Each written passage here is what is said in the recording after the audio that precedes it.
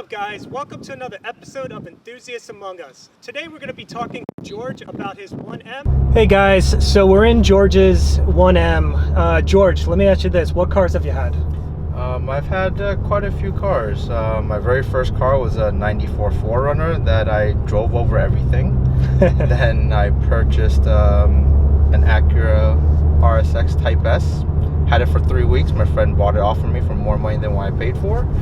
Not then bad. I had a diesel Jetta as a daily driver because it saved gas, part of the whole diesel scandal, unfortunately. And then my first real big purchase was my first BMW. It was a 335 Xi coupe. And then after that,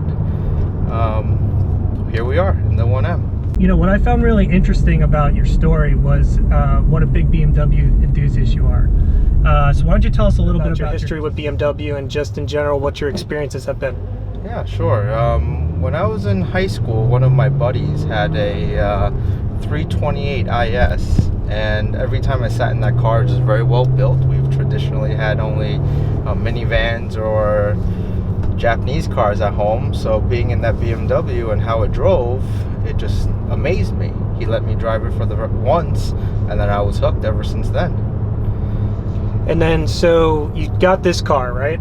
This 1M, which is obviously a very special car. Why don't you tell us a little bit about how you acquired it and just your general story owning it? Yeah, so I wasn't looking to buy another car after the 335 because I didn't drive that much, frankly, and I was always traveling a lot. But what ended up happening was I saw the news about the 1M, and then I went ahead and went to the dealership and I said, hey, is there anyone on the list for the 1M? They said no. I said, oh wow, I could be the first one on the list. Put my name down. So I put my name down, and they didn't charge me over MSRP like any of the other dealers that you guys must have read about in the past, and I ended up buying it. Wow. So wait, let me get this straight, because I think you told me that you also had a special delivery experience. Is that right? Yeah, I did. This car and the last one, I did European delivery for both, and I did Performance Center delivery pickup down in South Carolina. So for this one, I just took a 4-day trip to Germany, picked up the car, drove around, and then dropped it off at the port. But the interesting story is, during my drive in Europe, I was probably the very first few people that actually got the car. I was actually pulled over by the police. When I got pulled over by the police, I thought, well, I'm on the Autobahn. There's no speed limit in the section that I was in, and they still pulled me over. I didn't understand why. So when they pulled me over, they started asking me questions. Hey, do you have a bill of sale? I said, yeah, I have a bill of sale. And then they started asking me, oh, can you pop your trunk? I said, okay. Pop my trunk. They looked at it. Oh, can you pop your hood? So I popped my hood. Then they started asking me, oh, how many horsepower does this have? It's like 335. Then they said, hold on. They take my paperwork, go into their car, the police car behind me, and they started snapping photos of the car, and they said, oh, okay, you're good to go now. So to me, that was very nerve-wracking to be pulled over in another country, sure, and then not knowing the language, and then getting let off that easily was great. Yeah, it sounded like they're more interested in the car. They were. I mean, especially in Germany, there's a lot of, very little, I should say, orange cars. So George, this 1M doesn't feel stock to me. Can you tell me what you've got done to it?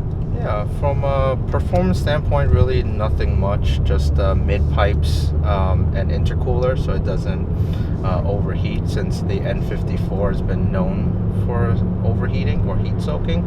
Not that I track my car, but just those two. But outside of that, for the sound, just cosmetics. As you can see in the cabin, probably just the steering wheel, the flat bottom's a little bit different from the M Performance.